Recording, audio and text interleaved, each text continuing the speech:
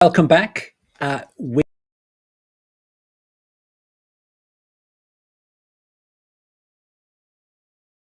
of the moon on the screen at the moment.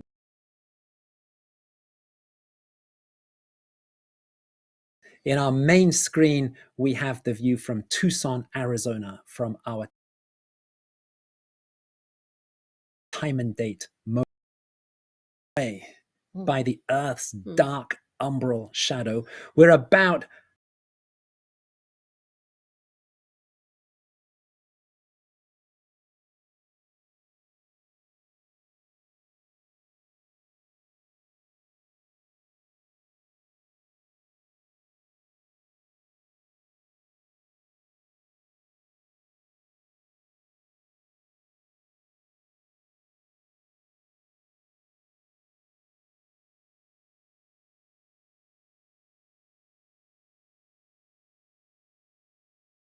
covered by the Earth's dark shadow, and it will take on that. At the top there, we have pretty make up for it, I guess. You were just telling us in the break that you were downstairs, don't want to wake up anybody else in my house, walked outside, and at first, I have an instinct, like you said, to look straight up, to look for the beautiful 4:50 in the morning. But we'll expect to see. I mean, golly, the before and after illuminated by the sun, and so that is so bright that your eyes basically can only see that. But the moment that the moon completely passes into the Earth's shadow, and there's no more direct sunlight reaching the lunar surface, you will see the moon effectively transition to this rusty orange reddish color, which is every sunrise and every sunset getting projected onto the lunar surface. So there will be this, I was going to say miraculous, it's not a miracle, it's physics. There will be this transition at totality. And I mean, if my reaction 10 minutes ago of stunned silence is anything, that moment will equally be stunning. And what's the best way to enjoy lunar eclipse, do you think? Well, apart from watching along with all of us here on Time and Date, and with clear skies, I think the other important thing is to be in a place that is very free of light pollution. Unfortunately, we can't always control that. I did not go around in my neighborhood last night reminding people to turn their lights off at night. So there's a few, exterior lights on, but if you have a place that's very dim with few obstructions, pretty soon here, we're going to be battling the moon being behind trees and buildings. And so if you have a clear spot where you have a view of the horizon, an unobstructed view of the horizon, I think you'll be in good luck. Yeah. Now, Noah, you're the project scientist for the Lunar Reconnaissance Orbiter mission. This is what is it that we are still learning and finding out about the moon? Yeah, that's a great question. We've been at the moon for over 13 years. We're supposed to last no more than 2 years. So it's far too early in the morning to do them at the moon. Has moonquake, detect new features that have formed on the lunar surface, specifically new impact craters.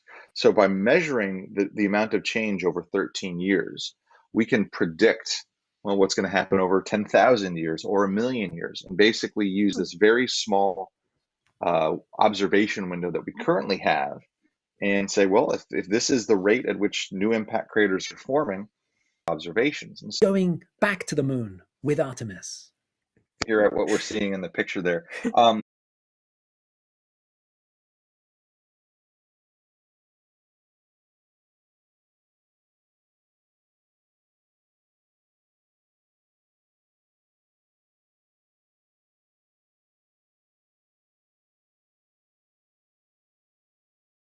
Time machine, as well as what's happening today.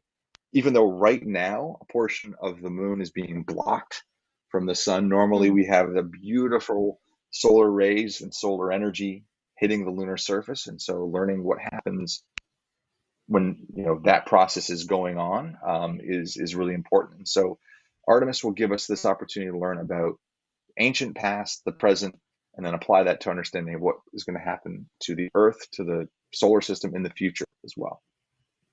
Wow. Well, that's a lot. But to Yeah. learn from a lunar eclipse.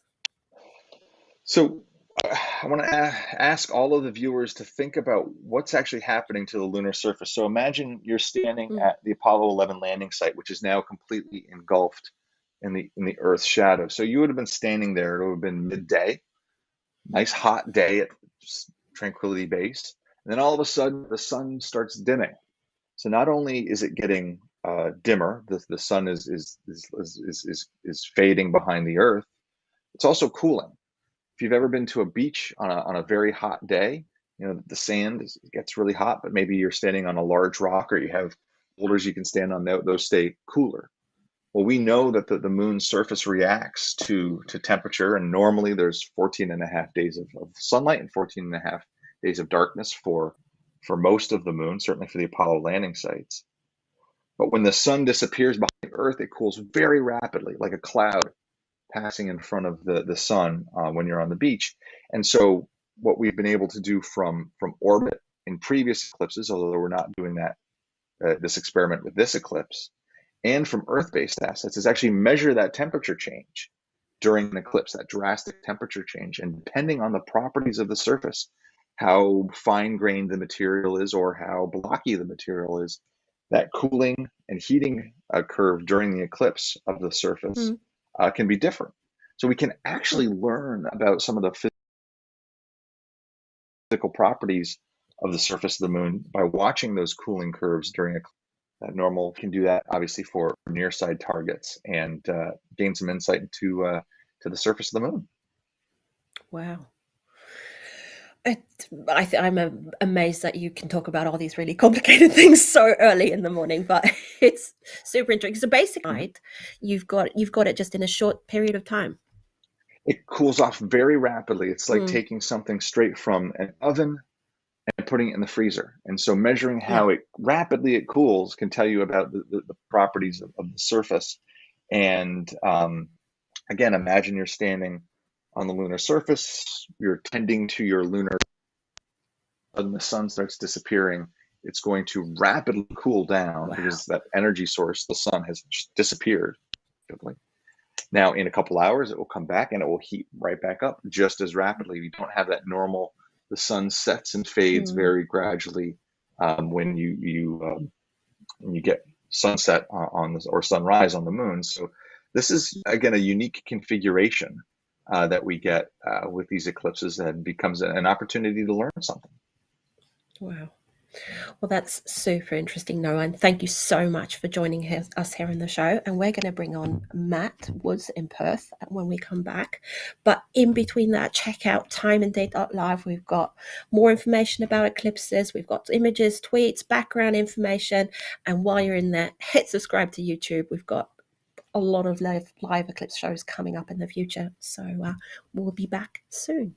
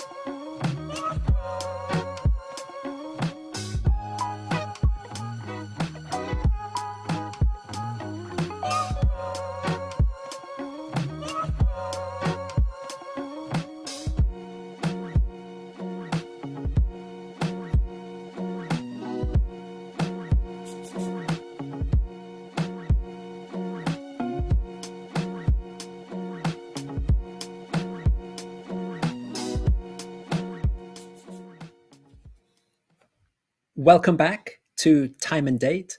We are watching a lunar eclipse, and for the past hour or so, the Earth's dark shadow has been eating its way across the face of the moon, turning it darker and darker. And now we are just a few minutes away from the start of totality, when the whole of the moon is covered by Earth's dark shadow. And that's when it takes on this famous blood red color. We can already see it here on the screen. Right. So on the screen at the moment, we've got 3 different views of this eclipse. On the big screen there, we have from Waimea in Hawaii, we have a moon that does look like a reddish, orangey-ish blood moon.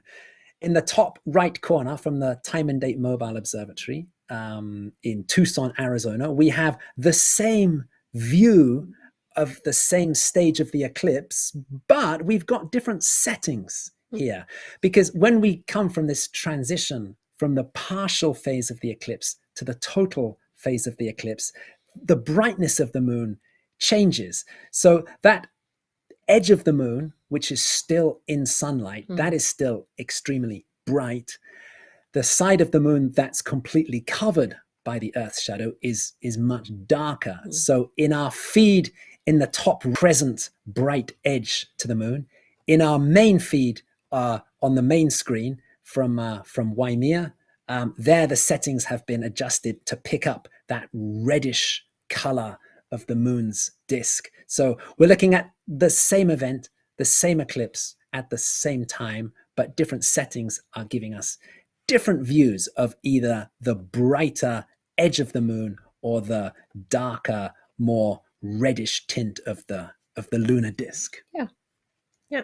And we're about half an hour away from moonrise in Perth. Right at the start, we were talking about how the moon would set in the east, but it would also rise in the west. And we're going to be talking to our partner, Matt Woods at Perth Observatory. And we've worked with him 5 times already. He keeps coming back and we love him for it. First time we worked with him was in 2018. So we're going to get Matt on here with us. Hello, Matt. How are you? Hey, how you doing? How you doing? It's quite bright. Yeah, it's quite bright where you are. Yeah, we're coming up to sunset now, so yeah. So it's, And where are you, and who's there with you? Pretty good.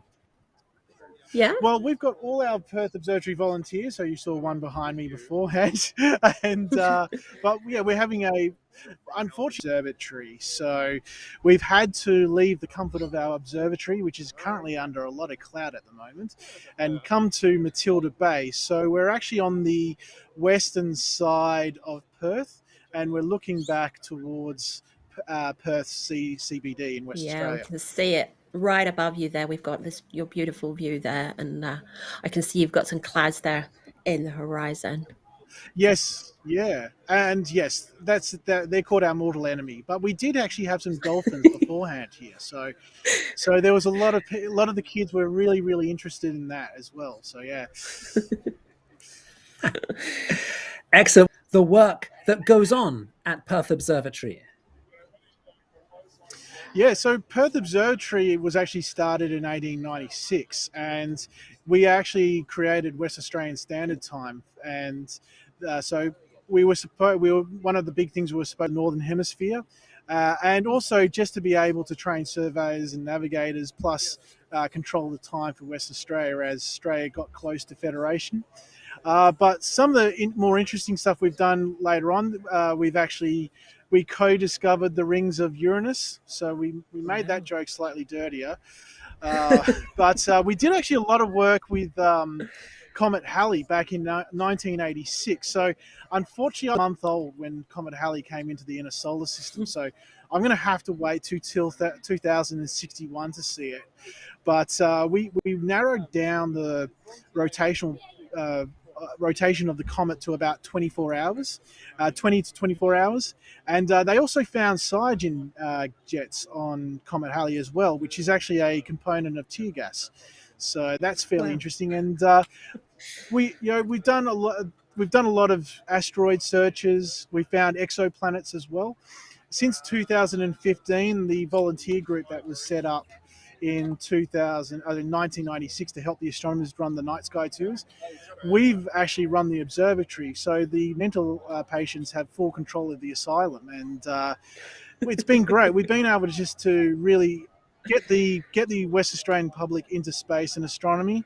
And we've coming out of COVID, the first lockdown we had here, we've been about 3 months booked out of our night sky tours. So it's with the international borders reopening this year for West Australia, the problem wasn't getting customers to go. It was trying to create spots for the international and interstate people. So it's and it's such a big state. Like, you can go down to the bottom of West Australia and it's old English country, and you can go up to the top and you're dealing with desert, red dirt that looks like you're on Mars.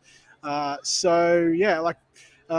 who's helping me tonight, we were at his property in the Central Wheat Belt and doing a workshop for an Orionids 2 weeks ago, and we got Aurora, so we were able to get a time lapse of the Aurora as well. So yeah.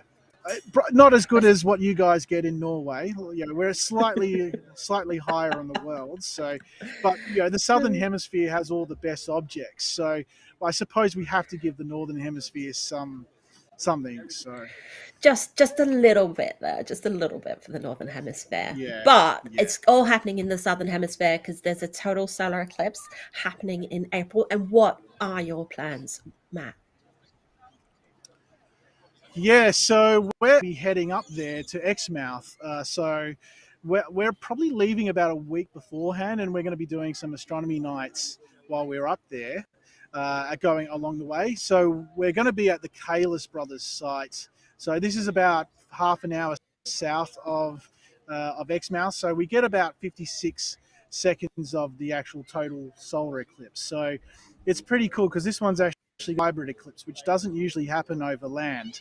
No. So, but this is, I think, the first total solar eclipse of about 3 that happens over 30 years over that West Australia gets. So I think the next one's about 2028. So yeah, so I was up close to Exmouth in September. I was in we got up as far as Coral Bay. It was very hard to leave Coral Bay. There's a reef there called the Ningaloo Reef. So we got there a little bit early and got to snorkel that, and it's a pretty it's a pretty amazing spot. So, but yeah, Exmouth is definitely going to be pretty cool to be there, and it's a small town. It's about 2,000, 3,000. So it's probably a little bit like Madras in Oregon for the Great American Solar Eclipse. So they've started to really, get ready for maybe 10 to 50,000 people to arrive. So, yeah. Okay, well, that's yes, that really is something that we're getting excited about. Yep. For next year. We're getting worked up. Absolutely. and don't worry, we'll look after Stefan when he gets here really well. So we'll get him back to you in one piece. So. Well, that's great. Yes, we've got time and dates. Very own Stefan Torsen will be coming and joining you. So yes, thank you for looking after him there. And no worries. Matt, we'll make his trip to Santorini a few years ago. To see Minister. Hey Matt, thank you very much for talking to us this evening. So. We can see you've got the sun setting behind you there, and then looking towards the east. We're about 25 minutes from moonrise, but it's going to take a while for the moon to clear those clouds on the horizon. Yeah, I don't know whether we're going to be able to see totality, but we should probably be able to get the second partial phase. So yeah, it'll be interesting to see how we go.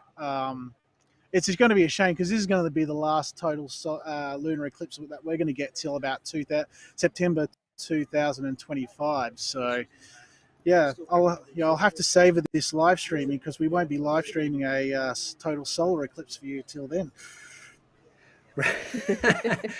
Well, look, hey Matt, really, thank you very much for joining us today. And thank you to you and all your colleagues there at Perth Observatory for standing by. And thank you to the technology gods for giving us reliable internet at the moment. So that's a big thing here in Australia. So. Well, exactly. Yes.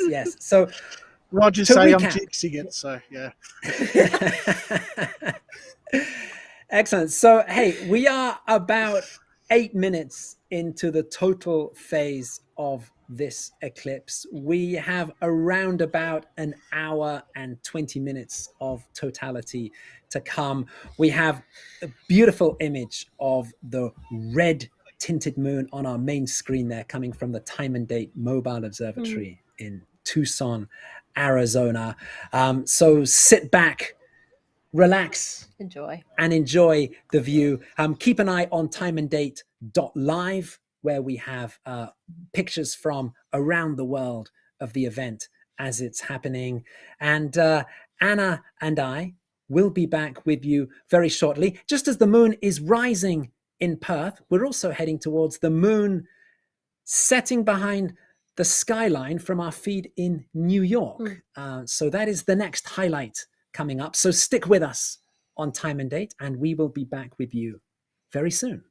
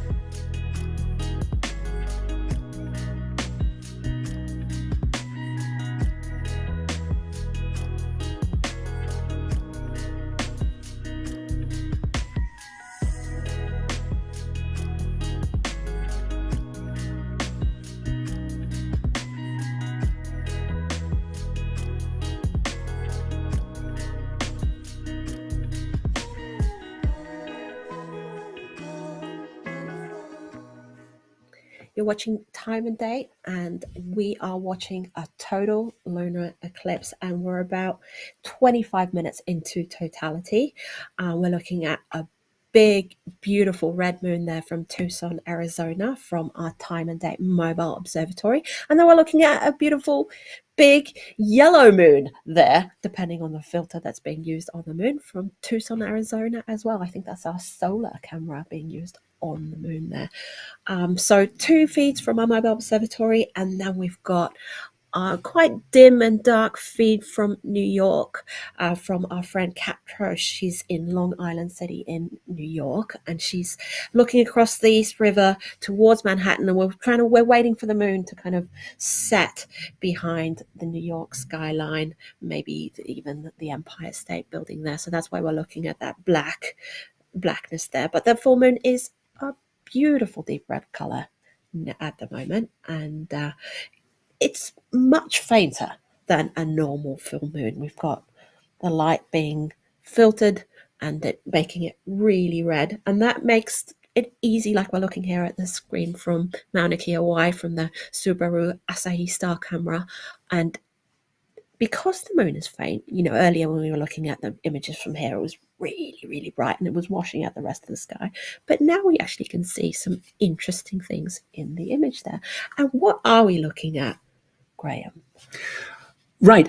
Astronomers always have this kind of love-hate relationship with the full moon, because the full moon is spectacular to observe and look at, but also it is normally so bright that it can just wash out the sky and make seeing other interesting objects in the sky extremely difficult. But as you said, Anna, during totality, the moon is much fainter, and it does mean that one of the hidden delights of a total lunar eclipse is that during totality, the stars appear to come out in the sky. And we do have a spectacular view of that here from the top of the Mauna Kea volcano in Hawaii, coming from our friends Ichi Tanaka and his team at the Subaru Asahi Star camera.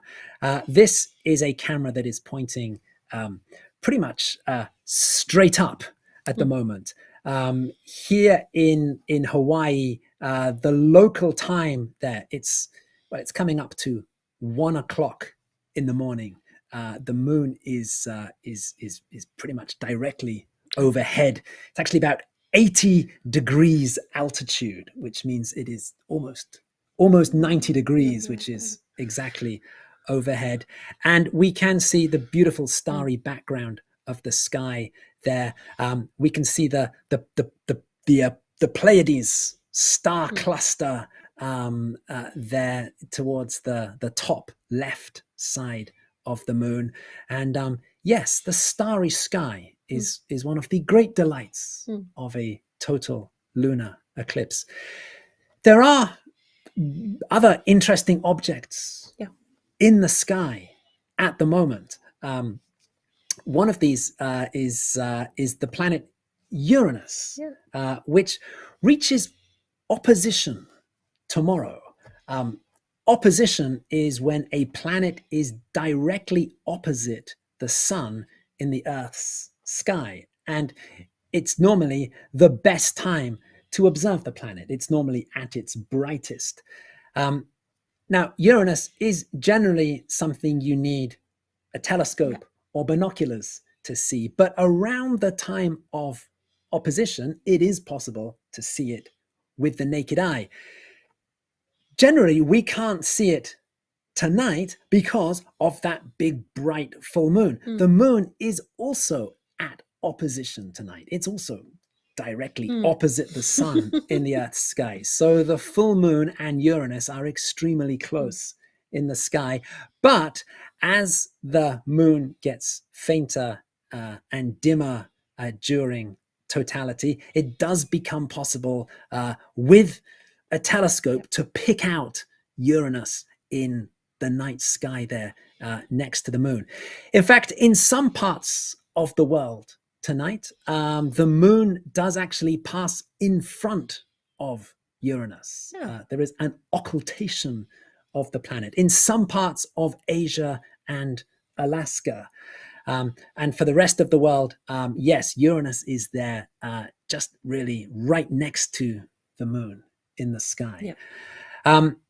Other interesting objects in the sky tonight, the planet Mars. Yep. Mars has its opposition next month on December the 8th. That's when Mars will be lying directly opposite the sun in our sky. That's when Mars is at its brightest and fieriest and reddest. And Mars, if you're outside tonight looking up, and if you see a bright reddish star, that will almost certainly be Mars in the sky. Of course, all of these objects you can find on our night sky map, where you can search for different planets in the sky at different times on different dates. Yes, that's all there at our night sky map on timeanddate.com. And you can find that. You can find our night sky map on timeanddate.com. You can go to timeanddate.live for more info, pictures, tweets, background information. Click subscribe so that you won't miss out on future live streams, and stay tuned because we are going to be back with more.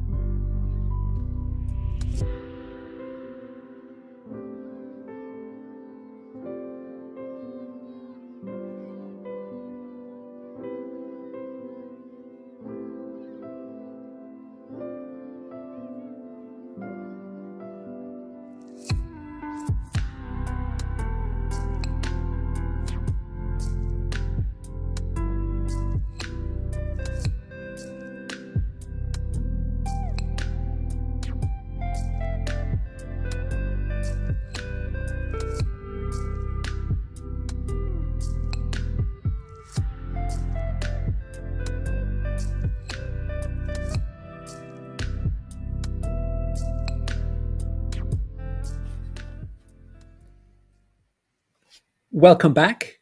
We're watching a lunar eclipse on time and date. The moon is moving through the Earth's shadow in space. And right now, we are in the total phase of this eclipse. The moon is completely within the Earth's dark umbral shadow, and it's taken on this reddish color. Totality during tonight's eclipse lasts for 1 hour, 25 minutes, and we are just over halfway through that period. Yep. It's 11:04 UTC. We have our UTC clock in the bottom right-hand corner. We've got our timeline screen there on the side showing us exactly where we are in the eclipse. Exactly. And we can see from the timeline that we are just past maximum eclipse. That is the point where the moon is at its deepest point into the Earth's shadow. That's when the moon is at its faintest and at its reddest. So now for the rest of the eclipse, the moon is going to be slowly moving out of the Earth's shadow. We still have about 35 minutes of totality to run. We still have the second partial phase of the eclipse to come. That's when everything happens in reverse compared to what we saw earlier. At the beginning of the eclipse, we saw the Earth's dark shadow eating into the face of the moon. During that second partial phase, we will see the Earth's dark shadow slowly uncovering the moon. At the moment on the screen, we have feeds on the right hand side. We have our two feeds from Hawaii, from Waimea, from the Starry Nights in Waimea, and below them from the Subaru Asahi Star Camera. At the top of Mauna Kea, we have that great sky view taken from next door to the Subaru telescope. And Anna, on our main feed, on the big screen, we have the pictures coming in from the Time and Date Mobile Observatory in Tucson, Arizona. Tucson, Arizona. And we had practice that they were going to be in Roswell, New Mexico. And we thought we had a solar eclipse a couple of weeks ago and it was hectic. And we thought this was going to be a quiet one. New Mexico is dry. It's non-cloudy, but Mobile Observatory, our colleagues Konstantin Bikos and Stefan Thorsen had to put their skates on, get in the car and travel 8 hours, 9 hours, I'm not sure. It was a long drive west to Arizona to get clear skies. And I've been hearing here in the break, they've been running on adrenaline and energy drinks because they haven't been getting a lot of sleep between the jet lag and they're getting ready for this eclipse. So we're going to bring on our colleague Konstantin Bikos onto the screen now. And there he is. Hi, Hello. Konstantin. How are you? Hi, Anna and Graham. Nice to see you. I'm Nice live to see from you. Tucson, Arizona. Tired, cold, haven't had a shower in ages, but enjoying the show. This is so much fun. And we know you ended up in Tucson, Arizona, but how did you choose? How did you end up there? We have been looking at weather projections for days, every minute of every day in the last few days, trying to find that sliver of blue skies that you can kind of rely on. And southern Arizona in the last few days got more and more secure, the most secure location for us to be to film, to bring you these nice clear images without clouds. So Yep. there was no option, unfortunately, to stay in Roswell. We're really sad about this. I mean, it's fantastic and beautiful here in Tucson, but we wanted to be in Roswell with our friends from the Roswell Astronomy Club. But just goes to show nature does its own thing and sent us clouds, so we couldn't stay there, unfortunately. And you've been literally chasing the eclipse. And tell us a little bit about your adventures over the past couple of days. We've been reading a little bit about it on our live news feed on timeanddate.live, but tell us a little bit about what you guys have been up to since you left HQ in Stavanger, Norway. Yes, well, it's been what a trip it's been. We have traveled across the Atlantic Ocean and many hours in a plane and many hours in a car, across the prairies of eastern New Mexico. It's beautiful there, and you feel alone with the sky. It's beautiful. And we got to Roswell and got to meet the lovely folks at the Roswell Astronomy Club and their president, Peggy Berlin, whom I think you will also interview later in the show. And who has been such great help setting up everything in Roswell, and unfortunately we couldn't stay there. And yesterday we got up at 4 o'clock and started driving westward to Arizona, and it was quite a trip. What can I say?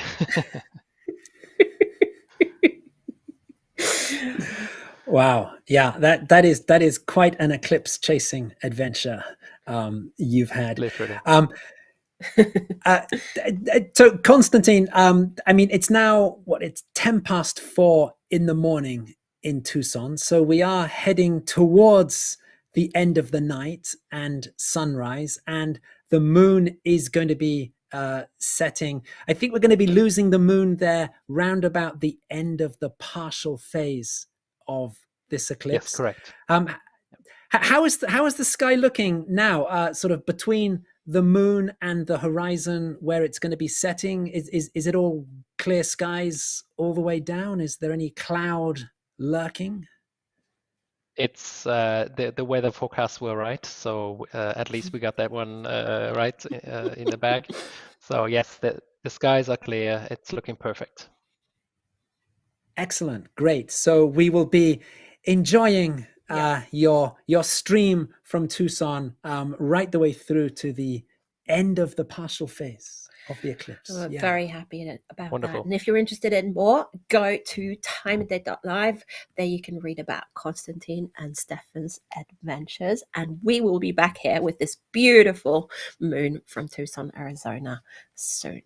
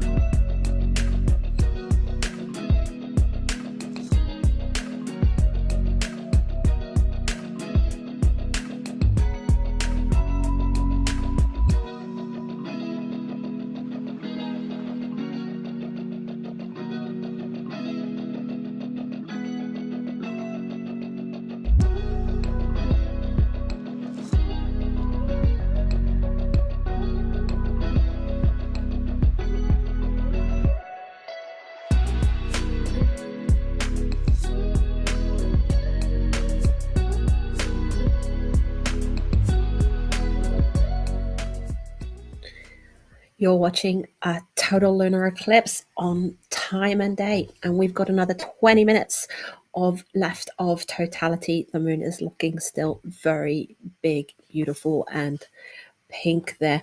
In New York, the moon has disappeared behind the buildings. It will be setting in Tucson around the end of partial, so we still have beautiful images to go there. In Hawaii, it's still nicely overhead. We can see that up there in the corner in Waimea. It's hanging out there beautifully pink, and then in Mauna Kea there as well, you can see it right on the edge of the dome of the Subaru telescope there. In Perth, the moon is still hiding behind some clouds. We're waiting for it to rise above them so we can show you some images of the moon there. We've got a red moon, we've got a yellow moon, we've got a pink moon, and it all looks a bit funny. And why is that, Graham? Right, we've seen some very different views of the moon during our live stream tonight. Yes, firstly, as you say, we've seen some very different colors and shadings of the moon. One reason for this is that different setups have different filters and different settings, and they all kind of capture slightly different shades of color of the moon. Right there from Tucson, Arizona, on our main screen, we have that very sort of pinkish, totally eclipsed moon, looking a lot yellower through the view from our other telescope that we have set up. Of course, the interesting question is, what does it look like with the naked eye in the sky? And what we're hearing from Stefan and Konstantin on the ground in Tucson is that the naked eye view of totality is somewhere closer to the yellowish moon. Sort of maybe between the red and the yellow color, something like an orange color. It's actually very difficult to capture that naked eye shading of the moon with telescopes and cameras. So yes, that's why we're looking at different colors of the moons. We're also looking at different orientations of the moon. If we look at the moon in the top right corner from Waimea in Hawaii, we can see that the orientation there is not quite the same as the moon we're looking at from Tucson, Arizona. Now this difference is all down to what time of night we are looking at this moon. So in Tucson, Arizona, as you said, Anna, we're heading towards moonset. We're heading towards the end of the night, and the moon is edging down towards the horizon. In Waimea, we are still in the middle of the night, and the moon is still overhead. Now, this makes a difference to the orientation, because as the moon moves across the sky, it appears to rotate. If you can imagine a speeded up night where you watch the moon, the full moon, rise over the eastern horizon, move across the sky, pass above you, and then set beneath the western horizon, in that speeded up view, you would see the moon appear to rotate as it moves across the sky. You say appear. Right. Because it's not really the moon that's rotating in the sky. It's actually us rotating on the Earth. If you can imagine, we watch it rise in the east and set in the west. In between those two events, we have to turn around so we can watch it over the opposite horizon. And when we turn around, that is, we are effectively rotating. So this rotation of the moon, it's actually the observer rotating rather than the moon. But that's another difference that we're seeing in these feeds from different parts of the globe. Oh, and we've got some images coming in there from Perth. We've got quite a bit of cloud covering, but that's definitely a blood red moon behind there. There is, yeah. So here we are then. Still fairly soon after moonrise in Perth. So the moon is very low down. There's a lot of atmosphere that we have to see through to get to the moon. Also, of course, the moon is, as we've been talking about, very faint. because it is covered by Earth's shadow. Mm. So yes, we are getting some pictures there of a very faint moon, very low in the sky, close to the horizon, through that cloudy sky. And yes, that's great to see from the team at Perth Observatory. And we're going to leave you here with these beautiful images from Tucson, Waimea, and Perth, Australia. Make sure to check out timeanddate.live for more info about the science of lunar eclipses, and we'll see you back here soon.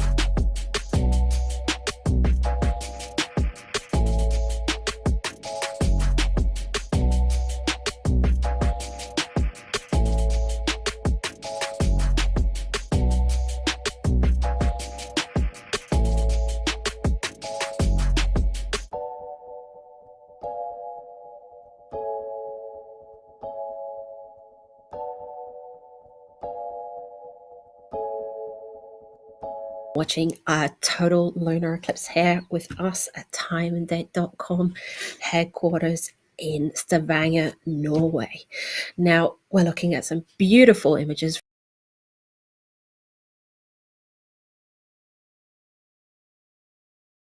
from across the globe. We've got Perth all the way in Western Australia, and then in the middle there in the Pacific we've got Waimea, Hawaii. That's the Starry Nights helping us out there. And we've got Tucson, Arizona, our mobile observatory there, showing us a bright yellow image of the moon. And we know that that's got to do with filters and all kinds of stuff. And maybe Perth's got it right. They were talking about an orangey mid-yellow color of the moon. Maybe they're the closest to what you can see with the naked eye. We're not.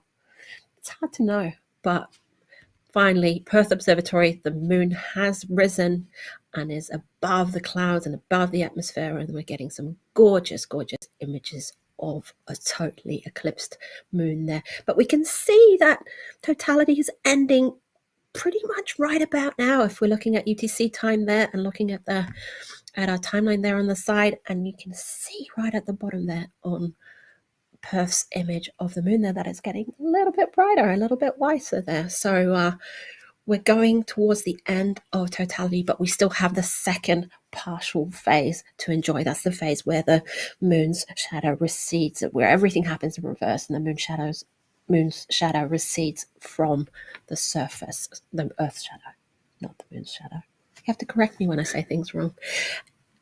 It's looking big, it's looking beautiful, and Graham's going to give us some science about this.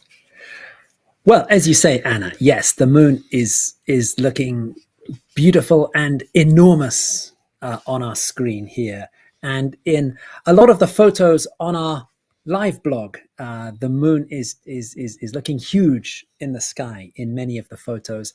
Of course, when we actually step outside and see it in the sky, the moon is actually rather small in the sky. It has an angular diameter of about half a degree. Now, how big is that? Yeah, exactly. So the half a degree as a guide, if you take your little finger and you hold it at arm's length, the width of your little finger is about 1 degree. So the width, held at arm's length is the rough guide. So the width of the full moon is about half the width of your little finger held at arm's length, which is also about the size of the sun in the sky. The moon and the sun have an almost identical size in the sky. This is something, of course, we really see during solar eclipses. We're going to be talking about solar eclipses that are coming up later in the show. And during a solar eclipse, we can really see there that the sun and the moon have pretty much the same diameter in the sky. That raises an interesting question. Okay. If the sun and the moon appear to be the same size in the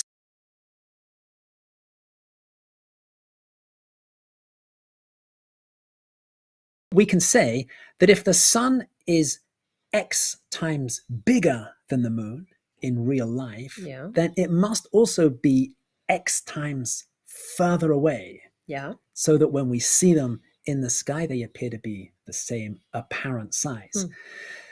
So then the question is, what number is X? How much bigger is the sun than the moon, and how much further away is the sun than the moon? Our early astronomers had a go at working this out, and they came up with a number of about 19.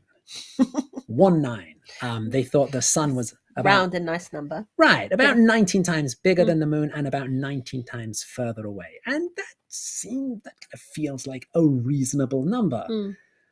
But in fact, we now know that the number is much bigger than that. The actual number is about 400. Yeah.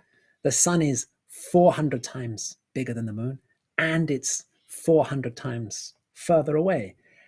And that then becomes a rather remarkable coincidence. Perfect coincidence there. Right, like a perfect coincidence. Like the sun and the moon are so different in size, but when we see them in the sky, they are almost the same size. I mean, if we think about it, you know, if the moon was the size of a grape, 400 times bigger, the sun would be the size of a 3-story building. Wow. And yet, when we see them in the sky from Earth, they appear to be exactly the same size. That is It's a little bit of a that is a remarkable coincidence. It is a little bit of a brain explosion situation going there. So please keep watching. We've got totality has ended, but I think the moons are looking fairly beautiful and coloured still, pink, purple, orangey, neon. They're looking really beautiful there. And we still have an hour of the second partial phase to go. And we're looking at these great pictures that some of them are from the Time and Date Mobile Observatory. And 2 weeks ago, our CEO, Stefan, was in the Arctic filming a partial solar eclipse with our colleague Adalbert. And today he's traveled to the US desert with our colleague Konstantin that we met just a few minutes ago or half an hour ago or so. Now, we also want to give a mention to all the wonderful people that are working behind the scenes. You see us here on the screen, but we've got people in our air, we've got people in the next rooms doing huge jobs. And the person that's running the amazing live news feed on timeanddate.live, that's our partner. Helping the conversation on social media is Matthew, Kobe, and Ina Maria. Managing everything in the control room, we have Gustav, Jason, Andy, and Anya, and Fix and on-screen info for these shows since in emotional from all of us. So go to timeanddate.live. That's where you see all the busy bees working away, and you can find our live news feed, updates on the eclipse, our partners, pictures, lots.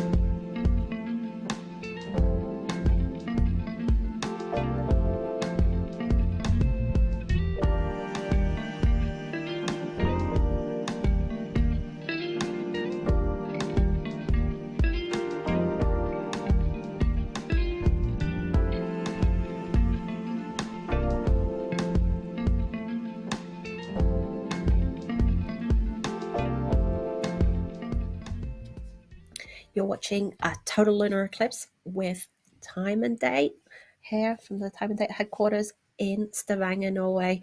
We've got about 50 minutes to go of the second partial phase. Earth's dark shadow is moving away from the face of the moon.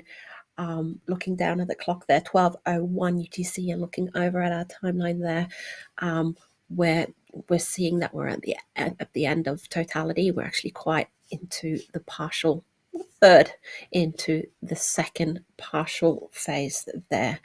But we've still got plenty of action going on in the sky still. So don't go away.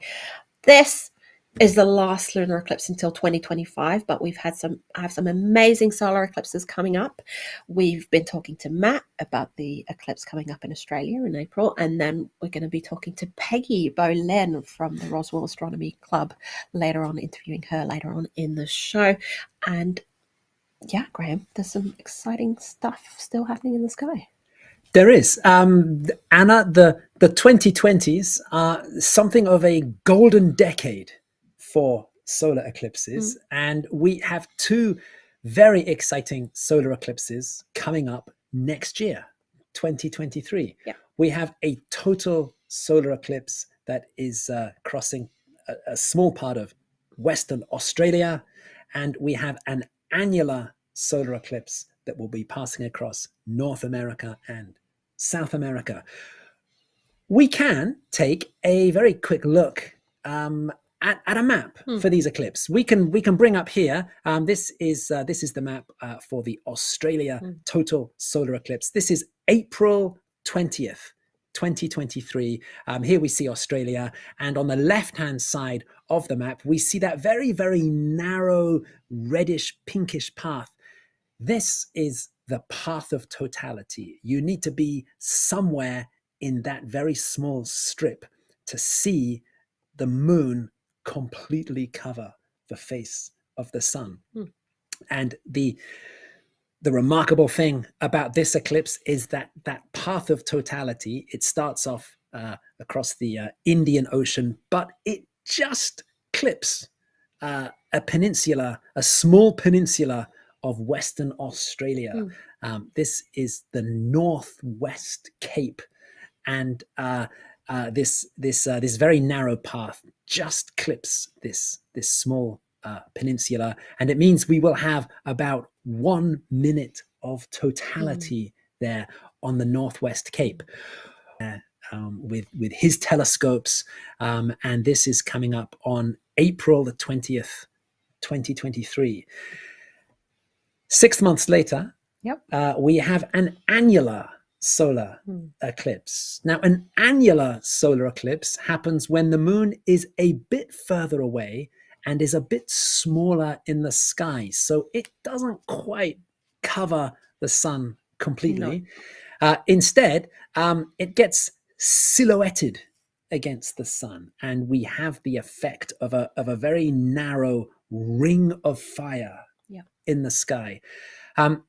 Just as we looked at the path of totality for the Australian total eclipse, we can have a look at the path of annularity for the annular eclipse. And we can bring that up here. So this pink path that's going across the southwestern corner of the United States, this is where you can see annularity, this ring of fire in the sky. It comes in from the Pacific, it crosses the US from Oregon to Texas, it then goes out into the Gulf of Mexico, and then through Central America, Colombia, Brazil, ends up in the Atlantic Ocean. One thing we should say on our maps here, Anna, is that we've also got some cloud coverage on here. See the dirty bits of clouds. That's right. Yeah. So this is using our cloud tool. It's based on satellite data for the past 20 years, and it shows the average cloud cover around October 14th, which is the date of the annular eclipse. And we can see that, there is a lot of cloud generally over the eastern half of the United States, but that southwestern corner of the United States is, historically, around October 14th, it's generally Looking cloud good. free. It's looking good. Yeah. So of course, the fingers crossed for clear skies on October 14th for that annular solar eclipse. And again, we'll be covering that live. And for that, our mobile observatory will be in Roswell, New Mexico. So make sure you hit subscribe on our YouTube channel so you don't miss it. Make sure to check us out on timeanddeath.live. But we've also, I want to recap, we've got this total solar eclipse coming up in Australia in April 2023. In October, we've got a second solar eclipse, and it's in the world famous city of Roswell, New Mexico. And then we've got a little alien pointing there at the Ring of Fire. And that's why we're going to be talking to Peggy Bolin next. She's the president of the Roswell Astronomy Club, and she's the reason we were in Roswell for the lunar eclipse as well, but had to find the clear skies. And we're crossing our fingers still for clear skies in 2023, and it looks like that on the map. So take a look at timeanddeath.live. While you're in there, click subscribe. Make sure you don't miss out on our future live shows, and we're going to be back talking to Peggy at 5 o'clock in the morning in Roswell.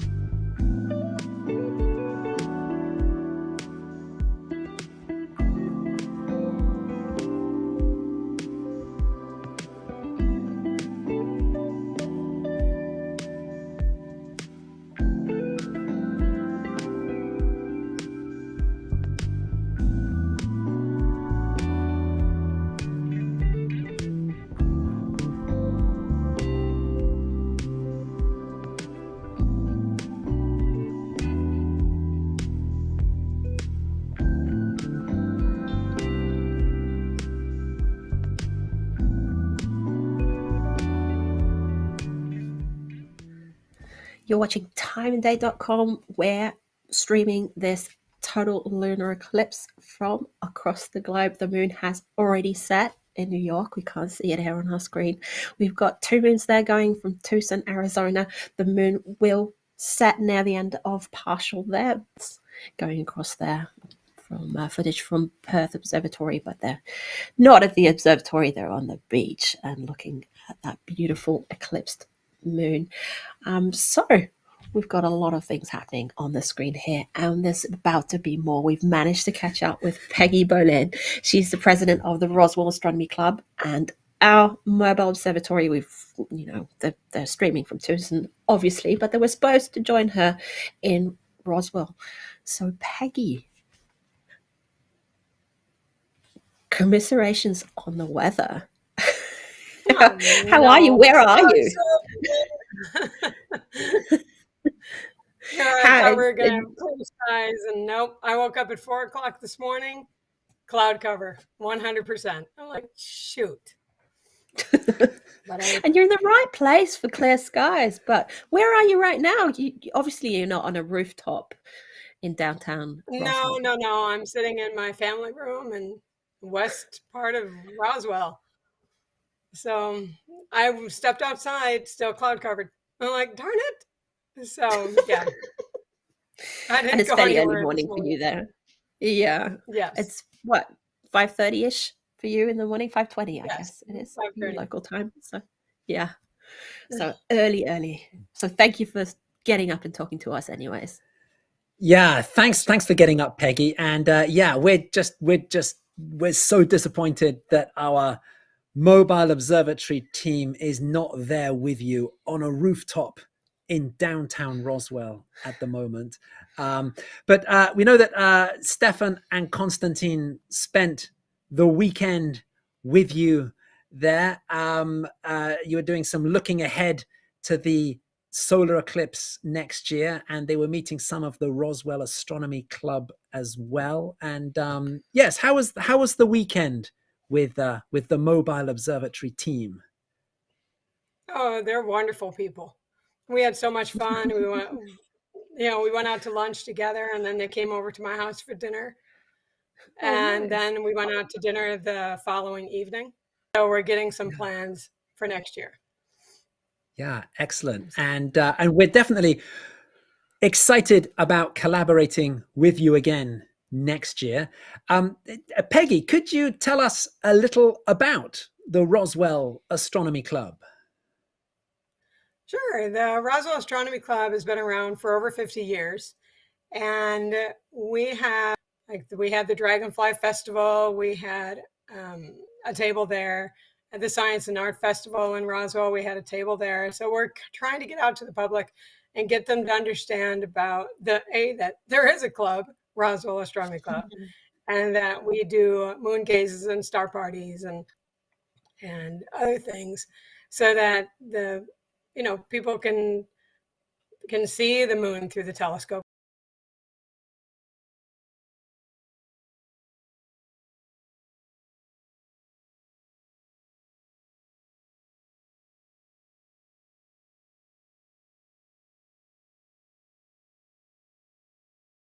Through the telescope.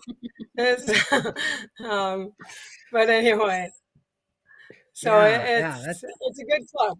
I mean, and we've got some real good active members, and so it's nice. They're good people. Yeah, it sounds terrific. And hey, so we're just under a year to go until this big annular solar eclipse.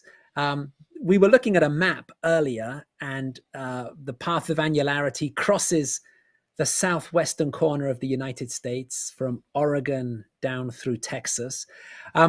Peggy, for anyone that's starting to think ahead and plan ahead and is looking at a map and thinking where to go for this eclipse, why is Roswell a good place to come for next year's eclipse?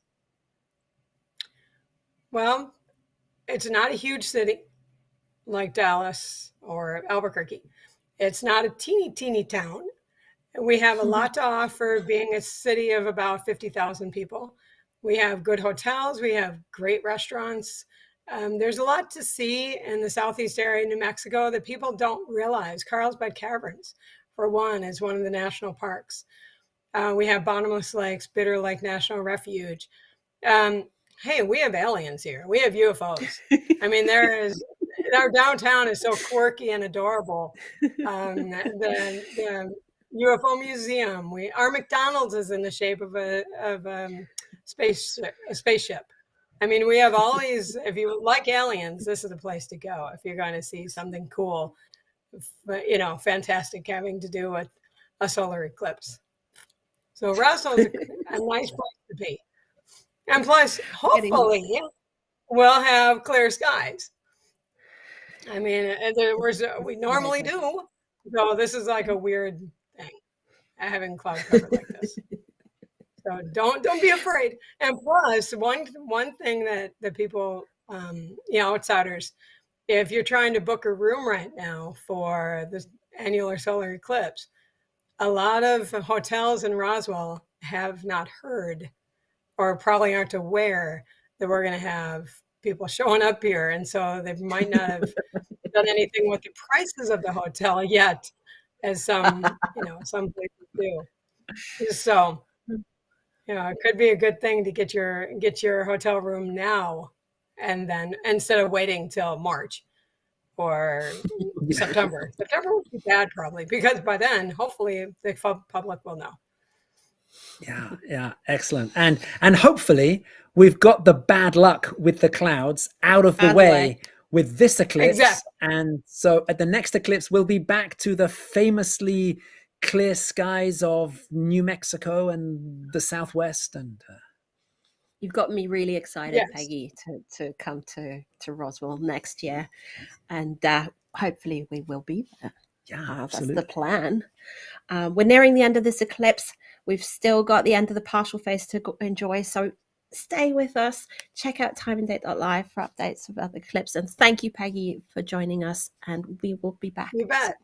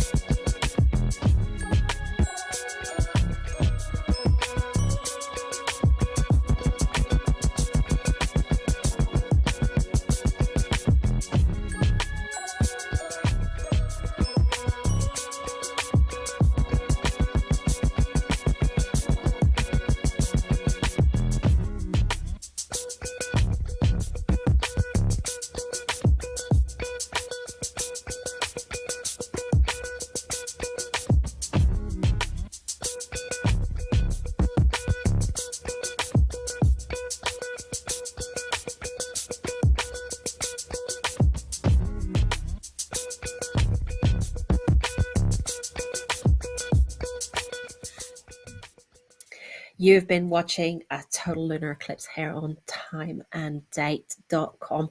The partial phase is ending about now. We've got 3 telescope feeds still going strong. We know that the sun has just risen in the moon has just risen in Perth, Australia, in Hawaii, in Waimea. It's still pretty much overhead, and in Tucson, Arizona, we can see that the image is kind of wobbly there.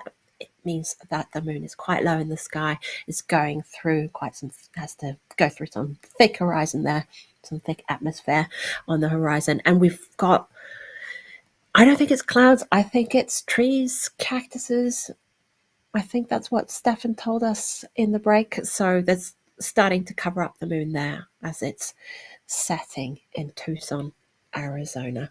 There's always something interesting in the sky, so keep an eye on our social media channels, our news articles, and our night sky map is a really great tool to go in and look at planets, look at the moon, look at the sun, and look at their position in relation to each other. So there's a lot of fun going on in the sky.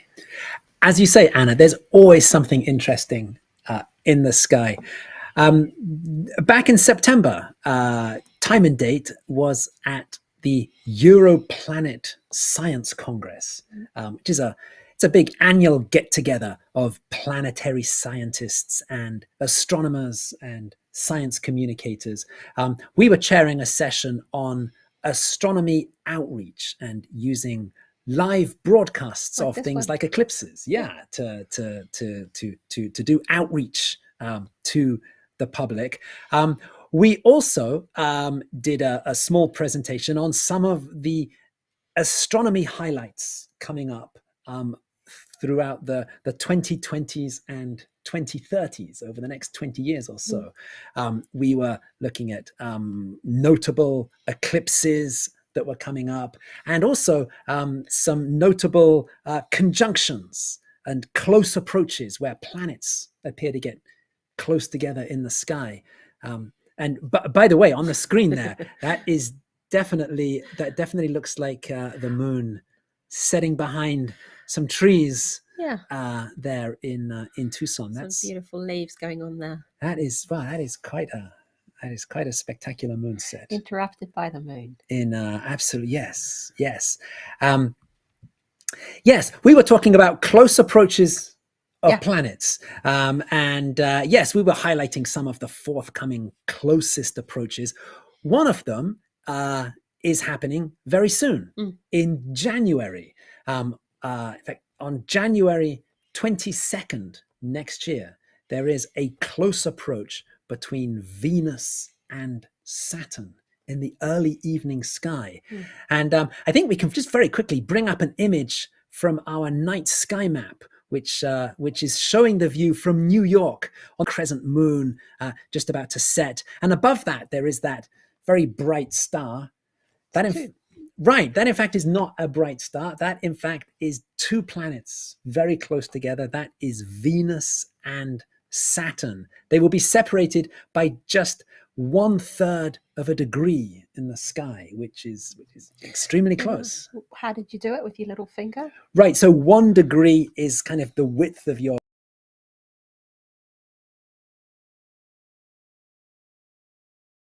arm's length. So 1/3 of the width of your little finger at arm's length will be the distance between Venus and Saturn in the sky.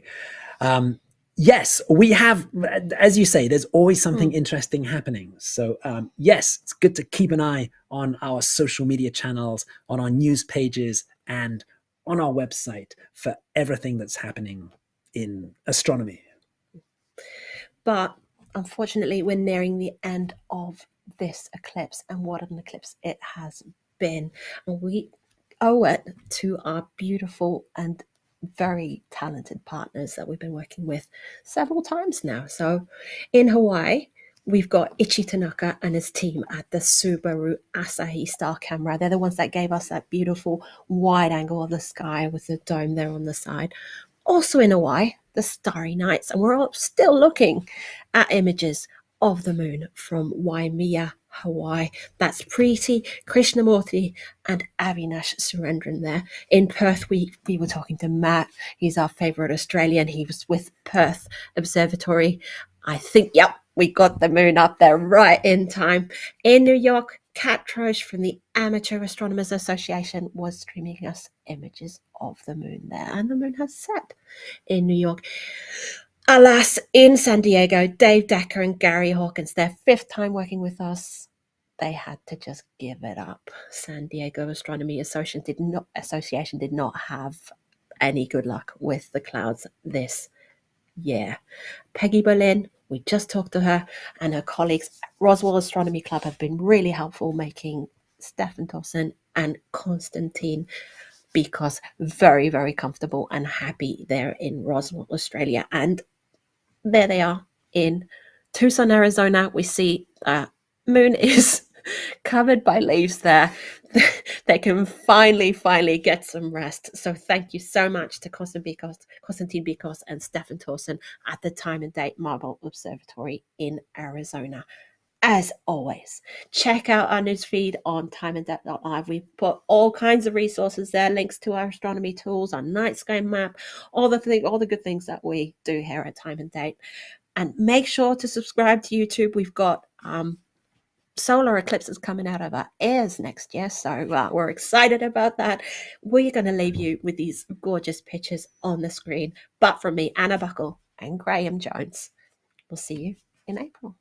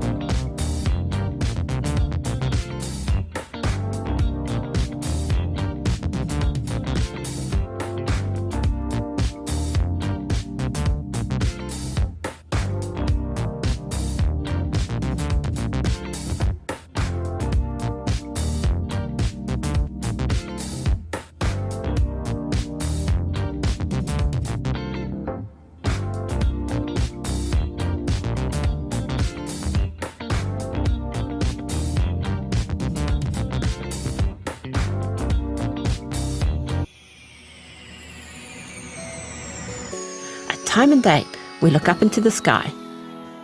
We bring you exclusive footage from eclipses worldwide. We take our mobile observatory to where the action happens. Hi, Stefan. Hi, Anna. We collaborate with experts and observatories across the globe to bring you the best view of celestial events. And we ordered the Devil's Horn just for you. Now, we have to say thank you very much for your images tonight. We explain how and show why it all happens while answering your questions during our live broadcast events. That is a meteor. Find your home and even more details on time and day. And subscribe to join us next time.